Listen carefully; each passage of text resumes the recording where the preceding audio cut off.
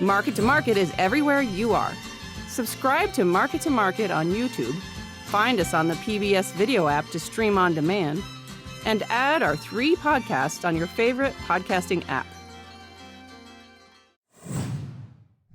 Oh, look, it's the Magic Hallway, where we recorded part of last week's show intro here on the MTM Show podcast, which is a production of the Weekly Journal of Rural America. This is the hallway where we tried a little something different. So if you go back a week and look at the episode that we recorded featuring John Torpy talking about Iowa's wild weather, we went through this hallway. Kind of looked like, to me, the old David Letterman opening when he was back on NBC, and a little bit of Johnny Carson. So this is the room where we record audio each week, but then we didn't really look in the control room, but that's the control room, by the way. There's Brent. He's working. But across the hall is our podcast studio, which, again, as I mentioned, is under construction, and we're still adding some things. And this is the MTOM Show podcast, a production of Iowa PBS. If you have any feedback, hit me up at paul.yeager@iowapbs.org. So, what are we doing this week? Well, we are talking with Dr. Wayne Winegarden of the Pacific Research Institute, and we're talking about the economy again. I just love getting different economists' ideas, perspectives, and views. This one is, he sits in Virginia. He's about to move to California. As he flies over Middle America, what's he think of what's going on in the rural sector? What does he think is happening with inflation? And we also discuss the president's recently signed infrastructure bill. Again, feedback, paul.yeager@iowapbs. If you like this episode, a rating is awesome. A review is even better. A share of a friend is what really means the most to me. If you think someone might be interested in what we're doing, share it with them. We'd love for someone else to take in the MTOM Show podcast. Now let's go. Dr. Wayne Winegarden on this episode of the MTOM podcast. What are the odds on Lamar Jackson as MVP this year? Are they a little long? No, he's been carrying the team. The team's going to the playoffs, and he'll definitely get MVP twice in a young career. He is an incredible player to watch. Do you use sports as a release of life, or are you one of those that tries to draw parallels of your life to what goes on in sports? Oh no, to me, sports is fun. It's where you go to decompress and get stressed out for something that really doesn't matter. I like economics. Those who study it and look at it, who enjoy a sport, whether it's baseball or football or whatever it is, because they can look at it differently. Do you consider yourself an economist, or what's your one-line subject? Economist, yes. More of a policy economist, but definitely. What does that mean? Based on my training. Well, I guess I view the world and the economy very much from a policy perspective. So that you have the institutional structure that gets set up, and depending upon kind of what the regulations are, how sound your money system is, the trade environment, your tax system, that's going to have a very meaningful impact on kind of where the economy is going to be growing, how the resources are going to be distributed, whether you have too much cronyism or not. All of those factors are kind of built into the policy environment. And so we need to really focus on that. Because if you get the policy right, then you're going to get wiggles in the economy, but you'll be going in the right direction. Where's the best place to study the economy? And I'll give you 3 places. Is it the think tank research area? Is it the academic setting? Or is it in the policy halls of Washington, D.C.? Or even New York City? I guess they would claim that they like to do the economy as well. Where's the best place to kind of make sense of the economy? I think the answer is yes, because everyone's going to come with a different perspective. And I think having the hubris that one perspective is the best, is wrong. Now, I come from a policy area, so I'm coming from the policy think tank, and that's kind of what I bring. But someone who's working in the halls of Congress or working in a large corporation, small business, I mean, it's all of us. It's the proverbial blind man and the elephant. And so if we have more blind men, we'll get a better sense of what the elephant really looks like. Well, and what's the elephant right now in the economy? I think the biggest elephant right now is inflation. And that's, the big question. Is it transitory? or is it something that's been more structural? It's going to be in here for a long time. And then, of course, when you talk about it being transitory, one thing that hasn't been put out there, which I think is very important, especially for us to learn from this experience, what is the definition of transitory? Is it, 3 months, which obviously it's gone on longer, a year, 2 years, 5 years? I mean, in a metaphysical sense, we're all transitory. So I think we need to actually have a better definition of that, but to understand why this inflation has come about and how long it's going to persist. I think if we break it down, is it really just the supply chains, or is it related to policy? Is it what the Fed has done and what the federal government is doing that's driving it? Not just so we can stop the inflation today, but for the lessons for tomorrow. I've had numerous conversations on this podcast, on Market to Market as well, about the supply issues. I mean, when we're in Middle America, where we're at, we see products go on rail, we see them go on a truck, we see them go on a barge down a river. We don't see them come in on a vessel. But if you watch the 60 Minutes piece from this weekend, 13 minutes of trying to make sense of who's really to blame. I'm not sure I got a good answer out of that, because the shippers blame the transport, which blames the warehouse, which blames this, which blames the consumer. Is that another yes question of who's to blame? A little bit. I mean, I think it's an inevitable kind of result where we shut down the global economy, and we don't even need to go into whether that was necessary or not. It was done.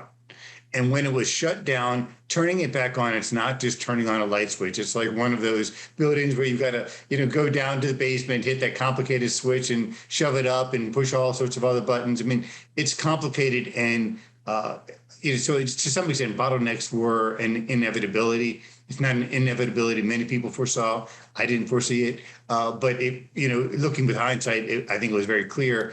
And I think it's also clear that policies aren't helping kind of get through those. Well, we often cite a subject or a statistic that consumers drive, is it almost 3/4 of the economy, 70%, 75% the economy. So at what point does the consumer have a blame in this? Because we want stuff. I wouldn't say it's a blame, right? I mean, in a way, right, the whole purpose of the economy is for consumption.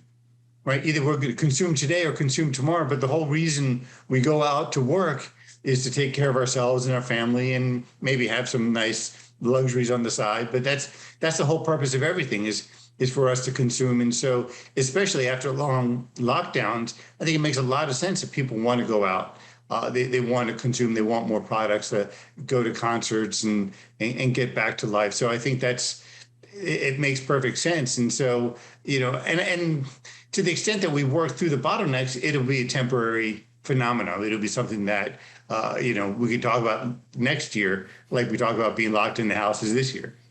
Well, okay, so last week there was the Consumer Price Index report, and there was a line in there that caught my attention.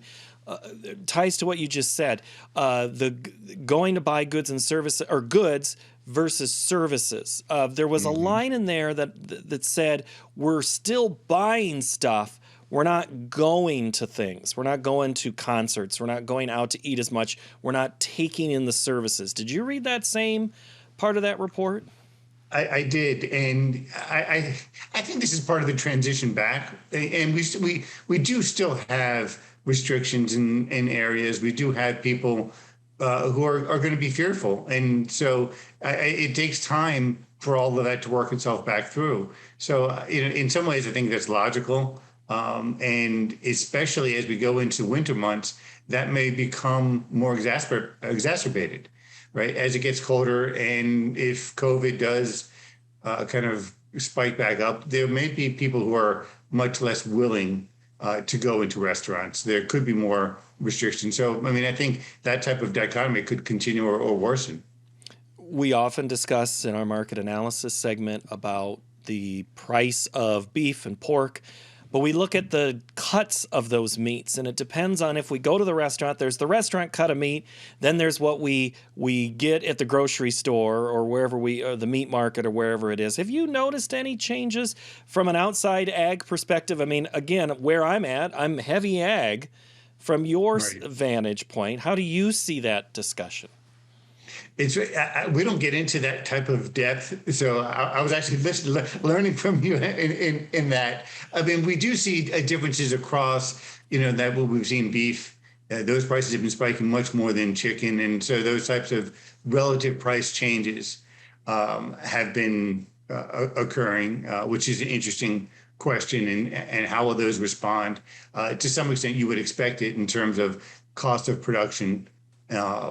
With the inflation problems, especially with grains and feed, that's not necessarily surprising, right? That you would see those discrepancies that could get worse.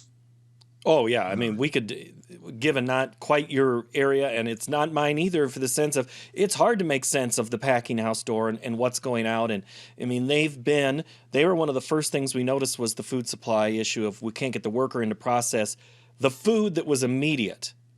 What I grow in that field is different than what goes to the packing house door. That's got to be processed in a hurry. We can freeze it, we can ship it, but that's another debate for another time. I want to get back to goods and services debate.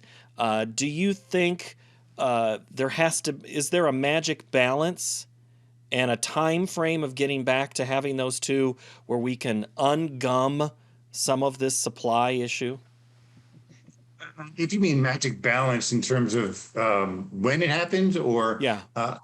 no, I mean I think it's going to the faster we do it, right, in terms of addressing the bottlenecks at the ports, right? And so we're a California-based think tank, and so you have 40% of all of the goods coming through LA and Long Beach, and so unclogging our ports is a tremendous kind of improvement, not just for the California economy, but for the national economy. I mean, it's important across the whole nation. And you look at the regulatory environments that we have in California that are actually making unclogging that port more difficult. And so I think when you're talking about that magic balance, right now, the way we can get it soonest, and I think I was looking in that way, how can we expedite kind of getting over the shortages and the supply glut, not the supply glut, but the gluts at the port. Mm-hmm. And the best way to do that right now is they've done this. Is a perfect example of what we need to keep doing. There was a restriction that you couldn't pile the containers, right, in the yards more than 2 high, right? Well, when you had all these containers there, they were stuck on the trucks because you couldn't pile them more than 2 high. So you had these trucks that couldn't be used because they had containers on it because there was no place to put the container. So they reduced that regulation, right? And all of a sudden you can go higher. The trucks could get rid of the containers, and that helped. Didn't come anywhere close to solving it, but it kind of helped alleviate. And there's, I think, dozens, if not scores of small little regulations like that we can start either changing, or we could defer them, or in some way to just get things going as fast as possible, safely, obviously, but to get the goods off of the ports. So I think the more we do that, the more we focus on making the ports work as efficiently as possible, that'll help. Where we had started this, I know it feels like a tangent, but in terms of how do we get to that magic number? And I think it depends on how do we get through that blockage. It could be months, into, let's say, June of 2022. If we do it efficiently, it could be a lot longer if we just continue to go where we're going. Wayne, you should have figured out by now that my whole thing is a tangent. So it is okay to go on them, and that's what I want you to be able to do. Okay, California-based. Let's talk Pacific Research Institute first, and then I want to go back to what's on those ports or what's on those containers. So tell me about your group. Pacific to me says West Coast. Is that where it's based? It's based out of Pasadena. Right outside of Los Angeles. So we're a free market think tank formed in the 70s, late 70s. And so, our goal is to kind of come up with free market solutions to pressing public policies. We have scholars in healthcare, education, transportation, taxes, budget. We focus on California specifically, but we also deal a lot in national issues as well. Okay, and so California-based, funding source? I mean, are you grants, or how does that come about? It's grants from. I'd have to actually have those people who deal with that give you better information. But grant supporters, members, things of that nature. I'm a scholar, so I don't really pay much attention to the money. Just comes in. I don't know where it comes from. And you're based right now where you're sitting is East Coast, but soon you'll be making the cross. Have you been working for Pacific Long from the East Coast view? Yeah, about a decade now. Okay. So change in geography for you, do you think that'll change some of the views of things? I think it'll make it easier to keep up with what's happening in Sacramento, the capital of California. It'll make it, so from that perspective, it'll be helpful. But otherwise, it's, for the weather, the views of the ocean, and when you go for the morning jog to run along the ocean as opposed to down in DC. So if we would have this discussion later, you would have the ocean behind you. You'd go to the beach as opposed to not just a picture of a green farm like I have in warmer days, not here in the early fall days. This group, when people hear the word think tank, they think you might not be based in reality. They think you just sit around. Dispel that notion for me, but tell me why that's important to have groups like this. I think it's important to have it because you need time to think about the issues and to experiment and to kind of thought experiments. And because we have a lot of complicated issues, right? Here's a totally, you said I can go on a tangent, so here we go. But take a very important issue, and I'm sure it's important in Iowa as well, drug pricing, right? And the fact that people don't understand why their costs are increasing. And so one of the really wonderful things about being in a think tank is you can spend time into an issue and you say, hey, wait a second, what's really happening with drug prices? Because when you actually look at the market price is the price with all the discounts and concessions priced in, have been going down for many years, which is shocking because all we ever hear about in the news is that prices are going up. And if you look at the gross prices not with the discounts, those have been going up. Okay. Now, what this all matters is when we do our payments as patients, our co-insurance costs are based on gross prices. The costs for the system are based on the net price.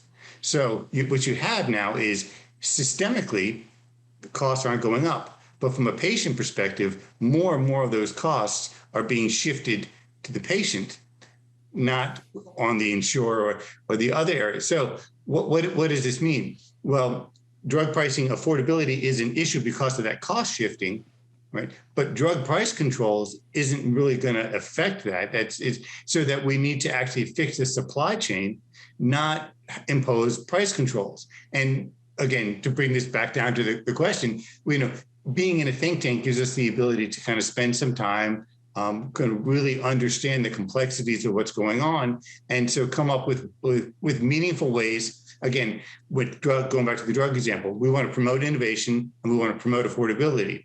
If you throw down price controls, you're going to give up on the innovation. If you fix the supply chain, we could do both. And so that's kind of to me, the value of being able to be in the think tank is having the time. You're not in academic environments. You're not from if you're in part of an academic economics department, you're doing math to a large extent, which has a lot of value. It has a lot, but it's a different issue. We're able to look at kind of a policy in a much more pragmatic way and spend some time really understanding those institutions and then come up with practical solutions. So different value add. Well, solutions come in different forms because you've mentioned policy a little bit, but there's a lot of people who think about an economy will work itself out. High prices will cure high prices. Low prices will cure low prices. It's very simple. There's a whole lot of nuance I'm just glossing over on a very level, but there's some who think that a market's just going to work itself out. Does it? See, well, I'm a free market kind of supply side economist, but I think one of the biggest mistakes people who talk about this make is say the market will solve it, because the market is an inanimate object. And so what you're talking about now is a difference of allowing hundreds of millions of people to figure it out, or tens of thousands of people in state capitals or in Washington, D.C. figure it out. And I think that's really what you're talking about. There are some things, right, public goods, where you actually want the tens of thousands of people, national defense, there's some very, very obvious ones, police, fire, where that's part of the public realm. But in a lot of other places, you want the hundreds of millions of people experimenting, especially because if I'm an entrepreneur and I think I have a better idea, take electric vehicles, right, which is a big part of the infrastructure package, right? If we didn't have the government involved, right, and I think most people believe or accept that global climate change is happening and we need low carbon solutions. The questions are kind of the costs involved and the trade-offs. Now, because the government's involved, we're all in on electric vehicles. They may be the solution, they may not be the solution. But now the government's involved, failure of electric vehicles is really not an option because the government is subsidizing, or it's going to come to a lot of cost before we recognize that failure. We don't learn from mistakes. If you have hundreds of millions of people out there, if you had Elon Musk not underwritten by the government, then we would have a better sense of what's the value and the trade-off. And if that fails, what's the better opportunity? And so when you're talking about the market, what you're really saying is, hundreds of millions of people experimenting, failing, succeeding, that process is going to get us to better answers because we need that broader perspective. We need people to try things. And some ideas seem good, but they're not. Is part of what you're saying tied to those statistics that I've seen that more people have started businesses since March of 2020 in quite some time? I mean, the origination of people who are now tax-paying business owners. We've created all these businesses. There's all these entrepreneurs who are like, you know what? I'm tired of working for somebody else. I want to work for myself. I have an idea that I think can make the world a better place, and they're taking that leap. Does that jive with what you're seeing? I think so. I mean, but you have to, part of that also is you have people who, if you lose your job, but you're able to, so you're kind of doing a side hustle. So you've created the company for a side hustle, but it's really a means to kind of bridge to the next job. And so, we do have to differentiate. But sometimes, myself included, actually, is one of these people who I was doing something entrepreneurial to bridge between jobs, and it's been 25 years. So I guess it's a bridge, but we'll see when it ends. It's a bridge built to somewhere for you. Right. But one of the things we can do to help and help people kind of see is this what they want to do is to improve that environment for the entrepreneurs. And that was something we had just been studying and writing about, which is, how do we improve that environment? How do we make it easier for that person? Even if it is just a bridge, we want it to be as comfortable and as plush a bridge as we can build. Or if they say, you know what, this is a pretty good gig, I want to keep doing it, give them as much support, because that is where, I was just talking about that process. That is where the good ideas come from. Right. Often, when big companies come out with good ideas, it's because they bought up a small company. Right. And small businesses really are the ones that come up with the truly novel ideas. Is that part of this employment story as well? Why we don't have as many workers out there looking? I don't think so. I mean, we actually, because we do have, if you look at kind of the size of the labor force, we would be picking those up. Right, in the labor force numbers, in the small business numbers, if that was the entire story. So we are still missing workers. We've had a lot of people do early retirements. So for years, we've been talking about how what's going to be the impact of the baby boom generation retiring. And that's a big question. And kind of what we've done is, if you have, I don't know if it's up or down, we'll go up. If you have that up of the retirement, all of a sudden with the pandemic, we've had this step up, and it seems like we're just going to continue to trend that way. They're not going to come back. And that's really a big question in terms of where the labor markets are going to go, where the economy is going to go is a lot. Are those people permanently retired, or are they going to come back? Because we had that big surge in retirements along with the pandemic. It accelerated a lot of things that were going to happen. And that's right. The pandemic. But that timing matters, right? Condensing that timing does have impacts. But then, do you think the long term? I mean, I'm just behind that baby boomer generation. I've got a boss that's in that era who's at the younger side of it, who he's holding out a little bit, but he's not going to hold out much longer. But there are those that were older that were hanging on that said, "I'm done," as well, right? But this is also going to accelerate the transfer of the 40-somethings to be the bosses now than the 60s and 70s hanging on. I love your optimism. That's as a Gen Xer, we do better because we've cleared the way with all the baby boomers getting out of the workforce. And I've seen them in front of me. I mean, that's who I've worked for is the majority of my career as a baby boomer. And now I'm starting to see how it is changing.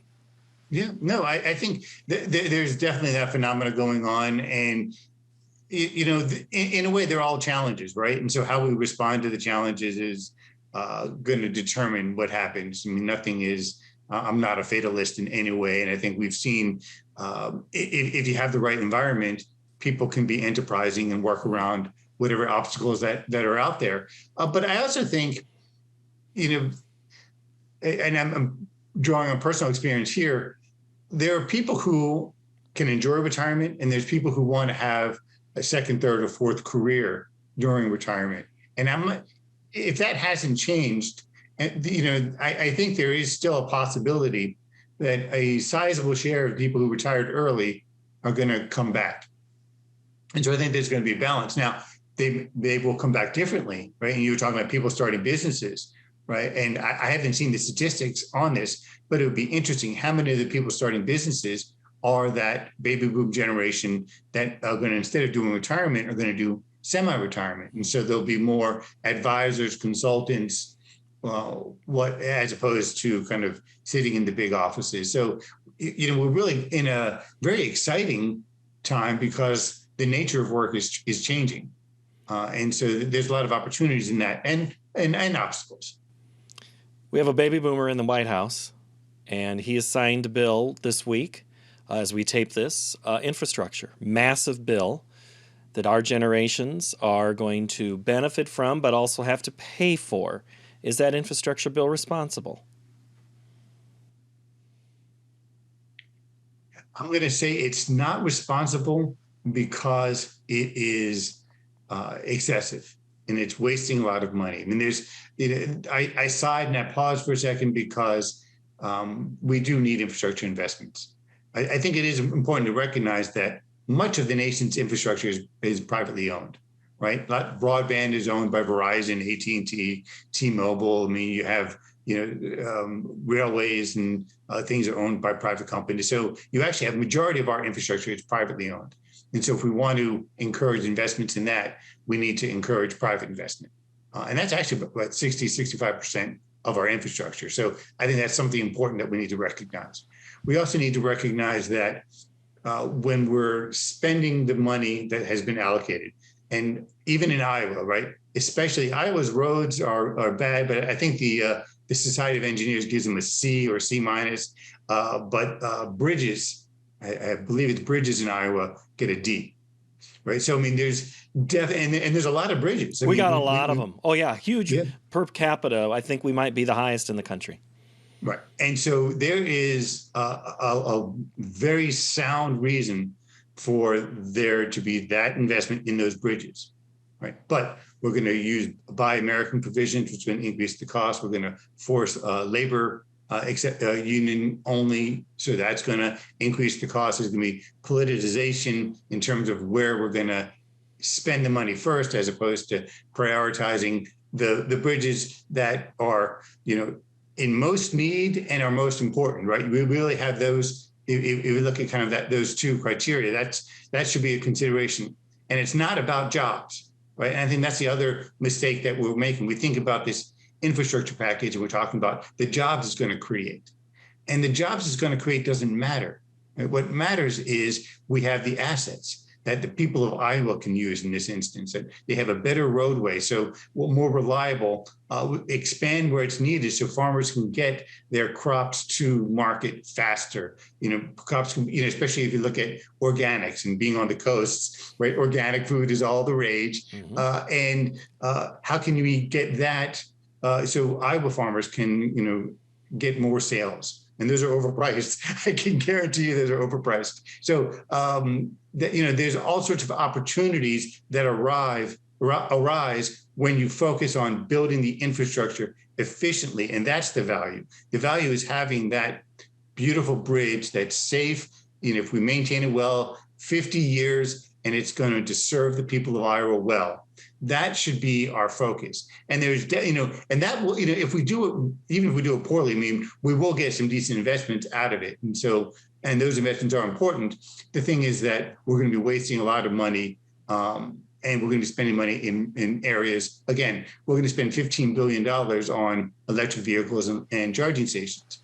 When you take a rural state like Iowa, and you talk about your average EV, take your best EV that has a 300-mile charge, and that doesn't account for your charge in winter, because when it gets very cold, your battery doesn't last as long.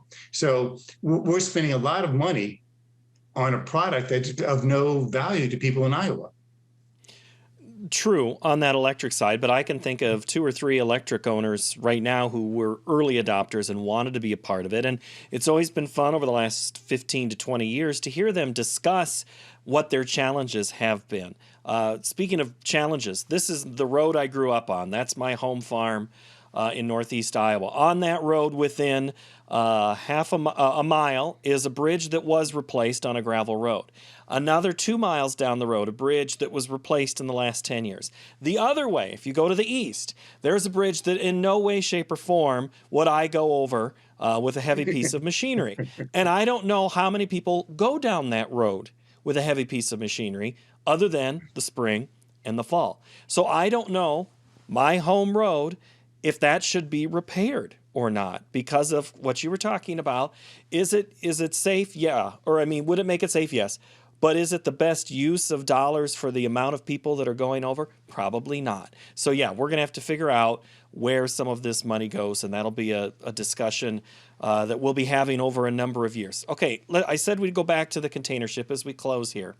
Is there a way that the consumer in the United States can help in this situation? Is this as simple as shopping local and buying something that's made within a certain amount, grown a certain amount of my home for a while or permanently? Is something where I don't need these goods as much from overseas? I disagree with that. I believe very much that the evidence, I think, clearly shows that the international trade, the global markets has significantly improved our welfare. It's in the amount of goods that we have, and it's not just cheaper, which also matters, but the variety of things. So that we're able to enjoy things we weren't able to enjoy before, and also even with the transportation costs, sometimes it's not efficient to grow bananas in Minnesota, right? It just doesn't have the climate. And so to say you should only eat local, so does that mean you shouldn't eat bananas? It's a very similar type of thing. This is something that we will work through. It may take us a very long time. We may do it very inefficiently, but we will work through. And there's so much value to the global supply chains that for a consumer to say, I'm not going to, buy products if it came from overseas, that's just silly. That's just making, you worse off. And it's also making others worse off. If you're spending more for your products, that means you're going to have less money to spend on other things. And so there's all sorts of lost opportunities on that side. I think it's important to remember there's 2 sides of every transaction. And so sometimes we only focus on one side and we forget about the cost and the benefit on the other side. So, no. And, I think from a consumer perspective, we're already doing it. If you look at retail sales last month, they were 1.7%. I think it came out today as we're recording it. So, we're seeing people plan in advance, right? Buy early. Mm-hmm. Those are things to do to recognize that it will be harder to buy something last minute or you have less choice. But hopefully that's just this Christmas. What? Yeah, and I started just as you were saying that. I hadn't thought of this way, but remember the sales from the big retailers in years past was, oh, we're going to start the sales back in November so we can spread out the holiday. Right. Now you can. It's changing the messaging to buy early. They're able to take advantage of still getting us into the store, and you know that there's going to be people buying last minute. Sorry to be so cynical. We were shopping last weekend, and there's Christmas music on the radio. Yeah. Okay. Last thing. So look at the farmer. I want to go back to the farmer that's on this road. They want their product to be shipped overseas, and they need it. They need their pork and their chicken, their corn, their ethanol to go overseas. So to say that we're not going to do global trade would really shut down a whole big part of this country. That's right. Okay. All right. The container ship. Last thing. When this whole when is that? I think you said June earlier. That's optimistic. That's a very optimistic time, right? I think it is. That's a very optimistic. What's the realistic answer to that? The realistic, and these aren't estimates I've done. It's things that I've been reading as you pay attention, and I think they're saying it's going to take a year for all of this to clear. In a reasonable, it could persist longer than that, but there's just that much kind of built into the queue, as it were, that we're talking about possibly a year. But the flip side of that is as it goes on, things will feel better. So at some point, it'll be something that farmers will recognize, and people who are directly dealing with the port may recognize, but the average consumer less so. Anything else we should discuss that I glossed over and said I'd return to but didn't? I can't remember if you did. All right, Wayne, I appreciate the time. Thank you so very much. Great insight. Thank you. Oh, thank you so much. It's great being here. And that will do it for this episode of the MTOM Show podcast. If you have any feedback, market to market at iowapbs.org. Join us for every Tuesday with new episodes that come your way right now. Our thanks to Dr. Wayne Winegarden, and we'll see you next time on the MTOM Show podcast.